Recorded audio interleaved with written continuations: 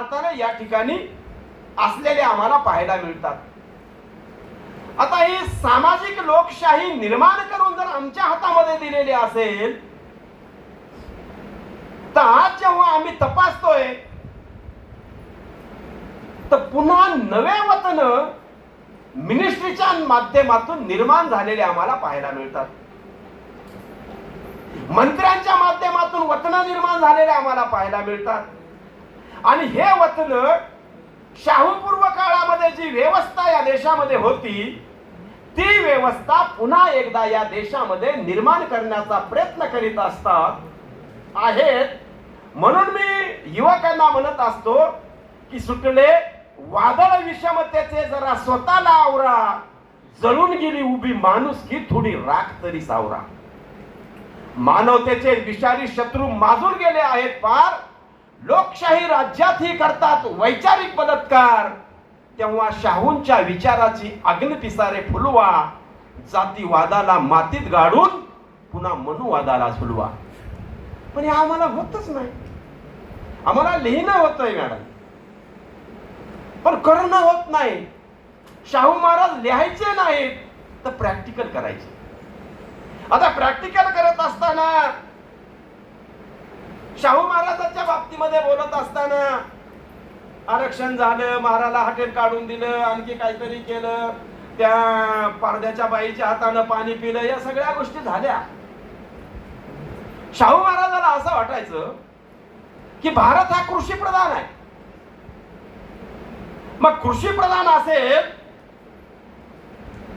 तर सगळ्यात पहिल्यांदा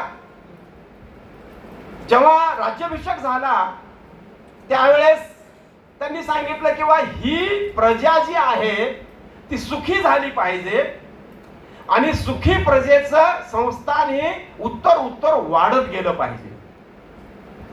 हा पहिला जाहीरनाम्यामध्ये ते नमूद करतात. आता हा जाहीरनामा जेव्हा मी पाहतो तर सम्राट अशोकाच्या जाहीरनाम्याशी कनेक्ट होत होतो. आता सम्राट अशोक कुठे कनेक्ट होतो तर तथागत गौतम बुद्धापाशी जाऊन सम्राट अशोक हा कनेक्ट होतो. आणि ही कनेक्टिव्हिटी जी आहे ती बाबासाहेब आंबेडकरांच्या माध्यमातून भारतीय संविधानामध्ये आम्हाला पारदर्शकतेने पाहायला मिळते. पण त्याचं इम्प्लिमेंट मात्र होत नाही. आता ही इम्प्लिमेंट करण्यासाठी पुन्हा त्याच महामानवांना आम्हाला बोलवावं लागेल काय, यावर आम्ही चर्चा करण्यामध्ये आणखी वेळ घालवतो. पण या प्रक्रियेमध्ये राजेश ढवळेची भूमिका काय असली पाहिजे हा राजेश ढवळे पुढच्या माणसांना सांगतो, पण आरशाच्या पुढे कधीच बोलत नाही. तो आरशाच्या पुढे बोलला पाहिजे. आणि आरशाच्या पुढे बोलल्याच्या नंतर मग तो भानावर येऊ शकतो. कृषीच्या बाबतीमध्ये जर विचार केला तर शाहू महाराजांचं काम मोठं आहे. शेतीचे तुकडे होऊ नये, तलाठी पद भरावं, या ऍग्रिकल्चर ऑफिसरची त्या काळामध्ये नियुक्ती केली. जलधोरणाच्या बाबतीमध्ये जर आम्ही विचार केला गेला तर जलधोरण अतिशय महत्वपूर्ण आहे. ते जलधोरण पाणी अडवा पाणी जिरवा वगैरे आपण म्हणतो आता अलीकडे, हे जलधोरण जे आहे ते बाबासाहेब आंबेडकरांनी भारतीय संविधानाच्या माध्यमातून भाकरा नांदगड सारखं धरण या देशाला दिलं. म्हणून शाहू महाराज हे खऱ्या अर्थाने सामाजिक लोकशाहीचे आधारस्तंभ आहेत. हा विषय ठेवण्याचंही कारण पडत नाही, कारण ते प्रॅक्टिकली आहेतच. हा प्रॅक्टिकली यांचा जो विचार आहे तर खऱ्या अर्थाने शाहू महाराजांनी कृषीच्या बाबतीमध्ये विज्ञानाची जोड दिली. तर कृषी अधिकारी आहेत, चहाचे मळे पुढवले, रबराची शेतीचं अनुकरण त्यांनी केलं का नाही? चहाचे मळे दिले, रबराची शेती दिली, विलायची ती शेती केली. त्यांचा एक चहा पन्हाळा टी नंबर 4 हा भारतभर प्रसिद्ध होता. हा भारतभर चहा प्रसिद्ध होता. आता ही एवढे फिवले चहा विकणाऱ्या लोकांना माहित पण नाही. आणि आम्हाला चहा विकायची तर लाज वाटते. काय वाटते? कारण हे काम जे आहे ते कमी दर्जाचं आहे असं आम्हाला वाटतं. पण हाच माणूस जेव्हा गंगारामाच्या हॉटेलमध्ये जाऊन चहा पितो आणि गंगारामाची पाठ जेव्हा पाणी का पाठवलं म्हणून फोडली जाते, त्या लोकांच्या पाठी फोडून काढतो आणि तू इथून बाजूला सरक आणि सत्यशोधक नावाचं हॉटेल त्या ठिकाणी स्थापन करून दिलं जातं. म्हणजेच शाहू महाराजांनी त्या काळामध्ये आर्थिक पाया भरण्याचं काम सर्वसामान्य कुटुंबामध्ये केलेलं होतं. पण आम्हाला उद्योगाच्या क्षेत्रामध्ये जाण्याचा आजही इंटरेस्ट नाही. आता उद्योगाच्या क्षेत्रामध्ये जाण्याला आमचा जर इंटरेस्ट नसेल तर बघा ढिंगारे साहेब, अखिल भारतीय मराठा शिक्षण परिषद खामगावला भरली. थोडस 10 मिनिट घेतलं चालेल ना? अखिल भारतीय मराठा शिक्षण परिषद खामगावला भरली आणि त्यामध्ये अध्यक्ष म्हणून शाहू महाराज होते. आता ही थोडस आपल्याला तपासावं लागेल. या अध्यक्ष भाषणामध्ये ते काय म्हणतात? आम्ही शेतकरी सैनिक होऊन राहावे एवढंच समाधानाचं नाही. जय जवान जय किसान. या दोन्ही प्रक्रियेमध्ये या देशात सिंधी नाही, मारवाडी नाही, गुजराती नाही, कुणीच नाही, आम्हीच आहोत. अर्थात देशाला जगवणारं ही काम आहे, हे महान आहे, आम्ही अग्रेसर असलंच पाहिजे. पण शाहू महाराज काय म्हणतात की सैनिकच राहून याचा उपयोग नाही, आम्ही व्यापार आणि उद्योगधंद्यामध्ये शिरलं पाहिजे. व्यापार आणि उद्योगधंद्यामध्ये शिरलं पाहिजे. आम्ही व्यापार आणि उद्यमामध्ये जर पडत नाहीत तर एक गोष्ट लक्षात ठेवा, येणारं 20वं जे शतक आहे, येणारं 20वी जे शतक आहे ते व्यापाराचं शतक आहे. आणि आम्ही जर आज व्यापाराच्या क्षेत्रामध्ये जर नाही गेलो तर तुमच्या सगळ्या चळवळी निस्तेज आणि निरर्थक ठरतील. तेव्हाच भाषण आहे सर. आम्ही जर या सेक्टर मध्ये जर नाही गेलो तर आमच्या चळवळी निरर्थक आणि निस्तेज ठरतील. कारण चळवळी फोफावण्याच्यासाठी इकॉनॉमिकली माणसं सक्षम होणं गरजेचं आहे, असं शाहू महाराज आम्हाला त्या काळामध्ये आदेशित करतात किंवा ती सांगतायत. मग आम्ही फक्त आरक्षणच तपासालो, ही कधी तपासणार आहे? हा तर लोकशाहीचा मुख्य पाया आहे. म्हणून तर बाबासाहेब आंबेडकर म्हणायचे की आम्हाला समानता नको आहे, आम्हाला समभाग पाहिजे. मग कशा समभाग पाहिजे? मग सत्तेमध्ये समभाग पाहिजे, उद्योगामध्ये समभाग पाहिजे. आमच्याकडे एक बी उद्योग नाही, आमच्याकडे एक बी कॉलेज नाही, आमच्याकडे तर कसली समानता आहे? आणि मग याला जर निर्माण करायचं असेल तर खऱ्या अर्थाने याचं इम्प्लिमेंट किंवा याला तपासायचं काम जर आम्ही केलं तर बाबासाहेब आंबेडकर सोलापूरच्या सभेमध्ये म्हणतायत की स्वतःच्या पायावर उभं राहायला शिका, उद्योगामध्ये जायला शिका. आणि जर आम्ही याच्या माध्यमातून जर काम करण्याचा प्रयत्न केला तर विचाराने डेमोक्रेसी आम्हाला ताब्यात घेता येते, त्याच्यामध्ये सत्ताधारी बनता येतं. अनेक महापुरुषांनी ही सिद्ध पण केलंय. फॉर एक्झाम्पल काशीराम साहेबांनी सिद्ध केलेलं आहे. बरोबर आहे ना? पण ह्याला टिकवायचं असेल तर यंत्रणा पुढे घेऊन जाण्यासाठी देखील, आता मी नांदेडला चाललो, गाडी घेऊन आलो, गाडीमध्ये बसून चाललो, पेट्रोलच नसेल तर हे फॅक्ट मध्ये चर्चा झाली पाहिजे. हो, विचाराला प्रॅक्टिकलची जोड या ठिकाणी असली पाहिजे. व शाहू महाराजांनी कसले कसले उद्योग केलेले आहेत त्यांच्या संस्थानामध्ये. रंग कारखाना काढावा का? रंगाचा कारखाना देखील काढलेला आहे शाहू महाराजांनी. सुगंधी औषधाचं तेल काढायचा कारखाना त्यांनी काढलेला आहे. विद्युत आणि ठिंबक, फाउंड्री उद्योग, धातू उद्योग देखील त्यांनी सुरू केलेले आहेत. जिनिंग फॅक्टरी गडहिंग्लजला काढलेले आहे. भुईमुगाचे कारखाने काढलेले आहे. साखर कारखाने, रस्ते, पूल, पाणी पुरवठा. मला वाटलंय शाहू महाराजांनी फुल्यांचा पण मोठा अभ्यास केलेला होता. कारण फुले देखील फक्त समाज सुधारकच नव्हते तर कॉन्ट्रॅक्टर होते. मग आमच्या समाज सुधारकाला किंवा मला आता हे का कळत नाही की राजेश ढवळेचा देखील एखादा कारखाना असला पाहिजे. मग ते मिळवायचं असेल तर काय करावं लागेल सर? तर ते मिळवायचं असेल तर सत्ता अतिशय महत्वाची आहे. मग सत्ता आणायची असेल तर सत्ताधाऱ्याला जाऊन विचारा त्यांच्याकडे कुठल्या कुठल्या पायऱ्या आहेत. कुणी जर म्हणाला मी त्या पायरीवर पाय न देता सत्तेमध्ये जातो, तर मला वाटते वर्तमान काळात धिंगारे साहेब ती मूर्खपणाचं देखील ठरू शकेल असं इंडिव्हिज्युअल माझं मत आहे. शाहू महाराजांच्या उद्योगधंद्याच्या बाबतीत बोलत असताना कुणीतरी मला वाटतं गुळाच्या व्यापार पेठेचं बोललं या ठिकाणी. अतिशय भारतामध्ये एक नंबरचा गुळ होता. तिथून ते राजापूरचे व्यापारी यायचे, तिथं घेऊन जायचे, राजापुरी गुळ म्हणून विकायचे. शाहूच्या लक्षात आलं, गुळाची बाजारपेठ निर्माण केली. निपाणीचे व्यापारी कर्नाटक मध्ये बोलवले आणि त्या वर्षी मॅडम 50 लाख रुपयाचा गुळ हा एक्सपोर्ट झाला, विकल्या गेला.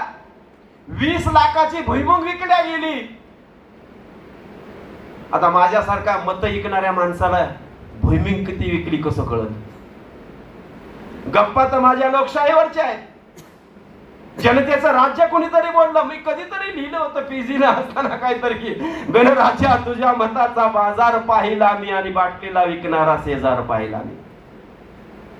कुणाला बोलावं काय बोलावं आता काय भानच राहिलेलं नाही. पक्षाच्या ताई बोलल्या या ठिकाणी किंवा रंगामध्ये सगळं झालंय, त्याला मी घेऊन गेलो होतो. पुढे पक्षाच्या मिरवणुकीत जयघोष करताना लाचार मूळ निवासी रोजान राबताना गणराज्या तुझ्या अब्रूचा उद्धार पाहिला मी आणि इलेक्शन कार्डाचा भाव करणारा गद्दार पाहिला मी. आता ह्या गद्दारांना ठेचायचं कसं? तर बाबासाहेबांनी ठेचलंय आधीच. कशामध्ये ठेचलेलं आहे? संविधान निर्माण करून ठेचलेलं आहे. ठेचले ना संविधान निर्माण करून, पण त्याचं इम्प्लिमेंट कुठं आहे? त्याचं इम्प्लिमेंट नाही आहे. म्हणून बघा शाहूच्या महाराजांचा जर आम्ही आता मला विषयाच्या बाहेर जाता येणार नाही. शाहू महाराजांनी सामाजिक लोकशाहीचे आधारस्तंभ म्हणून जेव्हा आम्ही त्यांच्याकडे पाहतोय तर खऱ्या अर्थाने शाहू महाराजांचं सहकार तत्व देखील आम्ही कधीतरी स्वीकारलं पाहिजे, जे पश्चिम महाराष्ट्रातल्या लोकांनी स्वीकारलं. उदाहरणादाखल जर बघितलात तर शरद पवारासारखं एकच खानदान किती ठिकाणी आहे काही पता लागायला कळणार नाही. आता शाहू महाराज काय म्हणायचे बघा, सहकारी म्हणून तुम्ही जवळजवळ 10-10, 15-15, 20-20 कुटुंब एकत्र या आणि छोट्या छोट्या पतसंस्था असतील, उद्योग असतील, बँका असतील, या निर्माण करा. पण भांडण आमचे असे होते आहे सर की आम्ही एकत्र आलेले माणसं 2 वर्ष देखील टिकत नव्हते, त्याच्यातून फुटून निघून जातात. एकत्र यायचं तर येळच नाही. मग असं का होतंय? मग याला जर आम्हाला तपासायचं असेल, बघा माझी मिसिंग काय होते हे मी तपासली पाहिजे. उगाच कुणाला आता सर मला सांगा किती दिवस लोकांना शिव्या द्यावं, हे ही केलं त्यानं ती केलं. अरे त्याला वाढण्यासाठी त्यानं केलं. तुला वाढायचं असेल तर बोंबलत कशाला फिरायला? प्लॅनिंग कर, ब्लूप्रिंट घे, टार्गेट घे आणि त्याच्यावर काम कर. साधी गोष्ट मी बोलत असता मला वाटतं पुण्याच्या सभेमध्ये परवाला मागच्या महिन्यामध्ये मी म्हणालो की लोक बोलतात नको असणाऱ्या संघटनेचे नाव वगैरे घेत घेत घेत. एक संघटन आहे RSS नावाचं, मला वाटतं कधी 1995 ला किती 1895 झालं सर? 1925 ला झालं. आता 2025 झालंय, म्हणजे 100 वर्ष झालं ना सर. म्हणजे 100 वर्षामध्ये त्यांनी काय दिलं तर चहावाला पंतप्रधान दिला, प्रधानमंत्री दिला. पुन्हा पंतप्रधान म्हणल्यावर हा पंत कुठून आला है ना? आणि या संघटनेला क्रॅक करण्यासाठी बाबासाहेब आंबेडकरांनी मला वाटतं समता सैनिक दल काहीतरी दिलं होतं. त्यालाही 27 मध्ये 100 वर्ष होतात. मग या 100 वर्षात आम्ही काय दिलं? मग आम्ही तपासणार आहेत का नाही? तपासणार नसाल तर मग काही खरं नाही.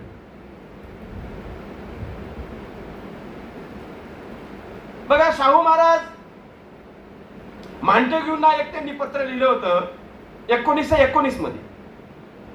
काय पत्र लिहिलं होतं?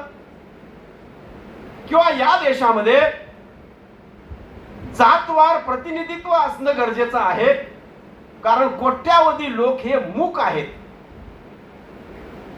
तोंड आहे पण बोलता येत नाही, पाय आहेत पण फिरता येत नाही, वावरता येत नाही, हात आहे पण पाणी घेता येत नाही. ब्राह्मणीच्या गुलामगिरीमध्ये हा वर्ग दडपलेला आहे. आणि हे सगळं जर कशामुळे होतंय तर भिक्षुकशाहीमुळे होतो, हा त्याचा बेस आहे. आणि त्यावर जर उपाय काय असेल तर आम्हाला जातवार लोकप्रतिनिधित्व मिळणं गरजेचं आहे. त्या काळामध्ये 10-20 वर्षासाठी का होईना जातवार लोकप्रतिनिधित्व. आणि अधोरेखित करतात किंवा टिळक वगैरे जी होमरूल वगैरे जी आहे चळवळ, ही काही लोकांशी कनेक्ट नाही. यांना फक्त स्वातंत्र्य घ्यायचंय आणि स्वातंत्र्य घेऊन पुन्हा एकदा सत्ता हातामध्ये घ्यायच्या आणि या लोकांची अवस्था तशीच राहणार आहे. यालाही क्रॅक करणारं पत्र शाहू महाराज लिहितात. आता जातवार म्हटल्याच्या नंतर मग काय त्याच्यामध्ये एकच जात आली का सर? दबलेल्या सगळ्या जाती आहेत, ज्या आज जे आमचे कपडे फाडायला व्यवस्था तयार आहेत त्याच्यासाठी एकमेकाचे कपडे फाडून घेत या व्यवस्था त्यांच्या धमन्यामधल्या रक्तवाहिन्यामधून वाहून फिरताना आम्हाला पाहायला मिळतात. मोठे मोठे आव्हान आहेत. या ठिकाणी बघा, एक मुस्लिम कुटुंब येऊन बसलेलं होतं. आता सहज दिसल्यामुळे तो संदर्भ आठवला मला. आता शाहू महाराज आणि मुस्लिम कुटुंबाचा संबंध कशा पद्धतीचा आम्हाला पाहायला मिळतो तर शाहू महाराज 1920चं एक भाषण आहे सर, त्यांचं अतिशय प्रसिद्ध असणारं भाषण आहे. ते म्हणतात की हिंदू आणि मुस्लिम एकाच राष्ट्राचे भिन्न भिन्न अवयव आहेत, कुठल्याही अवयवाला तोडता येणार नाही. आता हीच भारतीय संविधानामध्ये देखील नमूद केले बाबासाहेबांनी. मग भारतीय संविधानामध्ये हा विचार जर नमूद केला गेलेला असेल तर शाहू महाराज खऱ्या अर्थाने सामाजिक लोकशाहीचे आधारस्तंभ ठरतात. आता हे भिन्न भिन्न नाही, वेगवेगळे नाहीत असं जेव्हा ती सांगतायत, त्याची मांडणी लोकशाहीच्या माध्यमातून संविधानामध्ये होते. आज जे माणसं संविधान चालवतात ते मात्र मस्जिद आणि मंदिर केल्याशिवाय सत्तेमध्ये येत नाहीत. मग हे आमच्या समोरचं आव्हान आहे ना, मंदिर आणि मस्जिद केल्याशिवाय सत्तेमध्ये हे लोक येत नाहीत. मग शाहू महाराजांनी यालाही काउंटर करण्याच्यासाठी त्यांनी काय केलेलं होतं, मोहमेडम एज्युकेशन सोसायटीची स्थापना केली आणि स्वतः ते त्या मुस्लिम एज्युकेशन सोसायटीचे अध्यक्ष राहिले. बोर्डिंग काढली, मस्जिदी असतील, मस्जिदीचे किंवा मंदिर, बरंच दुसरा एक फरमान त्यांनी असं काढलेलं होतं किंवा मंदिरामध्ये निर्माण होणारा पैसा हा इस्लाम धर्मीयांच्या प्रार्थना स्थळासाठी वापरा सर, आणि इस्लाम धर्माच्या मस्जिदीमध्ये मिळणारा जो पैसा आहे तो अंबाबाईच्या मंदिरासाठी वापरा. ही फरमान आहे. म्हणजे ते काय करतायत, हिंदू आणि मुस्लिमांना एकत्र जोडतायत, म्हणजे ते जोडण्याचं काम करतायत. हे काम कुणा केलं? बुद्धांनी केलं होतं, माणसाला जोडण्याचं काम. म्हणजे हा जो सार जो आहे तो अशा पद्धतीने या डेमोक्रेसी मध्ये आलेला आम्हाला पाहायला मिळतो. चौपाळ्याच्या माळावर 25,000 चौरस फुटाची जागा शाहू महाराज देत आहेत मस्जिदीला. आणि आमच्याकडे आता काय होते वर्तमानामध्ये, मस्जिद खोदून खाली काय निघते बघताय, कशी देशाची प्रगती होईल. तर हे असे आव्हाने बऱ्यापैकी आम्हाला पाहायला मिळतात. तेव्हा शाहू महाराजांनी केलेल्या काय आज्ञापत्र आहेत बघा शाहू महाराजांचे. अस्पृश्यांच्या स्वतंत्र शाळा बंद केल्या आणि सार्वजनिक शाळेमध्ये प्रवेश दिला, म्हणजे एकत्र आले पाहिजेत म्हणून. गुन्हेगारी जमातीची हाजरी पद्धत देखील त्यांनी बंद केलेली आहे. महार वतन देखील त्यांनी बंद केलेले आहेत. ही तर जनरली सगळ्यांना आम्हाला माहिती आहे. तर बघा, करवीर सरकारचा एक गॅजेट 23/8/1919 आहे सर. ते काय म्हणतात गॅजेट मध्ये, ज्या ज्या शाळा, संस्था, प्लेग्राऊंड ज्यांना आम्ही पैसा देतो त्या शाळांमध्ये अस्पृश्यांना सन्मानाने बसू दिलं पाहिजे. वर्गाच्या बाहेर बसण्याची वेळ त्यांना येऊ नये, नाही तर त्याची मदत बंद केली जाईल आणि मान्यता काढली जाईल. आता हा विचार जर आम्ही बघितला तर बाबासाहेब आंबेडकरांनी भारतीय संविधानामध्ये कलम 29(1) आणि 2 मध्ये नमूद केलेला आहे. शाळेमध्ये तुम्हाला मतभेद करता येणार नाही. खऱ्या अर्थाने ते संविधानाचा पाया ठरतात. धर्म शाळामध्ये प्रवेश बंदी हे देखील संविधानामध्ये शाहूंनी जी केलं ते बाबासाहेबांनी संविधानामध्ये दिला गेलेला आहे.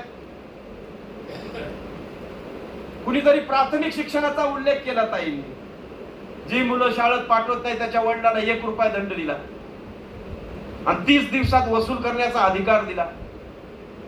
आता उलट झालंय, शाळेत पाठवणाऱ्या माणसाला 1 लाखाचा दंड आहे. लेकरू जर शाळेत पाठवला तर दे 1 लाखाची फीस. म्हणजे 1 लाख रुपये तुम्हाला दिलो तर शाळेत जायचे, म्हणजे सगळी उलटी गंगा वाहते. आणि आम्ही नुसता विचार विनिमय करण्यातच मग्न आहोत रात्र. पण प्रॅक्टिकल प्रोग्राम जर असेल ना तर त्याला आम्हाला काहीतरी घेऊन बसावं लागेल. त्यांना 1925 मध्ये त्यांनी प्रॅक्टिकल प्रोग्राम घेऊन बसले म्हणून ते आज सत्तेमध्ये आहेत. मग आम्हाला सत्तेमध्ये जायचं असेल तर आम्हाला देखील प्रॅक्टिकल प्रोग्राम घेऊन बसावा लागेल. म्हणून मित्रांनो, जाता जाता एक संदर्भ या ठिकाणी ठेवतो. आता बराचसा वेळ झालाय, अनेक मान्यवर बोलणार आहेत. एकदा शाहू महाराजांचं भाषण अतिशय सुंदर आहे. बघा कसा विवेकी राजा आहे.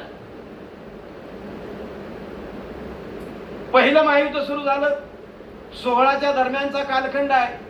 बाहेर देशातून येणारा कच्चा माल थांबला आणि कृषी प्रधान देशामध्ये कृषी हे महत्वाचा विषय होता. किर्लोस्करांचा कारखाना बंद पडला. कारण ज्या किर्लोस्कराच्या कारखान्यामध्ये कृषीचे अवजारे निर्माण व्हायचे, शेवटी किर्लोस्करांनी काही माणसांच्या मदतीने शाहूच्या दरबारात गेले आणि शाहूला म्हटलं की आम्हाला रॉ मटेरियल पाहिजे. आमच्याकडे काय आहे? शाहूने विचारलं. ते म्हणल्या तुमच्या संस्थानामधल्या किल्ल्यावर असणाऱ्या तोफा जुन्या द्या. शाहू म्हणाले किर्लोस्कर हुशार माणूस आहे, देऊन टाका. किल्ल्यावरच्या तोफा शाहू महाराजांनी दिल्या आणि त्या तोफाला वितळून त्याचे नांगर बनविण्यात आले आणि ते नांगर शेतकऱ्यांना वाटण्यात आले. आणि हीच तरतूद संविधानामध्ये दिल्या गेल्या. पण संविधान चालवणारे माणसं आज असे नांगर शेतकऱ्याच्या घरावर फिरवतायत तुमच्या आमच्या डोळ्याच्या समोर. आता हे जर बदलायचं असेल तर मग राजा कसा असला पाहिजे? बघा, जाता जाता हुबळीचं एक प्रकरण होतं. हुबळीला शाहू महाराजांना बोलावलं गेलं परिषदेला. शाहू महाराजांनी होकार दिला आणि हुबळी परिषदेला गेले. जसेही ते गेल्याच्या नंतर त्या ठिकाणी रेल्वे स्टेशनच्या खाली उतरल्याच्या नंतर एक बग्गी सजवलेली होती, घोडे लावलेले आहेत. महाराजांचा जयघोष झाला आणि त्या बग्गीमध्ये महाराज बसले आणि लोकांना वाटू लागले की देवापेक्षा प्रिय हा माझा राजा आहे आणि यांचं कुठंतरी आपण पुण्याचं काम केलं पाहिजे. म्हणून लोक म्हणाले की आता आम्ही या घोडे सोडून देतो आणि महाराज आम्हाला हा रथ ओढायचा आहे. आणि घोडे सोडू लागले आणि माणसं खांद्यावर झू घेऊन रथ ओढायच्या मार्गाने जाऊ लागले. एवढ्यामध्ये झालं काय? शाहू महाराज ताटकन उभे राहिले आणि म्हणाले, खबरदार, जर तुम्ही असं करणार असाल तर मी पायी चालत येतो बाबा. लोकांनी प्रश्न केला, महाराज असं का? त्यावेळेस शाहू म्हणाले की मी या परिसरामध्ये महाराष्ट्रातून पाऊस. माणसांना जनावर करण्यासाठी आलो नाही, तर जनावरांना माणसं करण्यासाठी आलेलो आहे. मला वाटतं असा राजा आता भारतीय लोकशाहीमध्ये शिल्लक राहिलेला नाही. आणि त्या दिशेने आम्हाला जर वाटचाल करायची असेल तर शाहू महाराजांचा वेगवेगळ्या प्रकारे जी काही वेगवेगळे पैलू आहेत, जी संविधानामध्ये दिल्या गेलेले आहेत, तर या संविधान या देशाचा खरा अर्थाने आत्मा आहे. आणि हा आत्मा काढून घेण्याचं षडयंत्र या ठिकाणी लोक करतायत आणि आम्ही उघड्या डोळ्याने या ठिकाणी पाहतोय. म्हणून मी म्हणत असतो, या देशाचे मालक तुम्ही, या मातीचे गुलाम का? या मातीचे मालक तुम्ही, या देशाचे गुलाम का? आणि 85% असून सुद्धा त्या भाड्यांना सलाम का? शौर्य शुभाचे अस्तांगी षंडासारखे बसू नका. शाहू फुल्यांचे वारस तुम्ही तुकड्यासाठी फसू नका. रात्र आहे वैऱ्याची, डरकाळी माझ्या भीमाची, पेटवा धरणीला मनुवाद्याच्या करणीला. इतिहासाच्या चाकाला त्यांनी माग फिरवलंय आणि देशात मनुच्या स्मृतीला पुन्हा गिरवलंय. आणि ही स्मृती नष्ट करण्याच्यासाठी फक्त एकमेव जर हत्यार आपल्याकडे काय असेल तर ती आहे बाबासाहेबांनी दिलेला अधिकार, शाहूंनी दिलेला अधिकार. त्या अधिकारांचा वापर आपल्याला योग्य करावा लागेल. त्या पद्धतीने आपण करू अशी अपेक्षा या ठिकाणी व्यक्त करतो आणि इथंच थांबतो. जय भीम, जय भारत.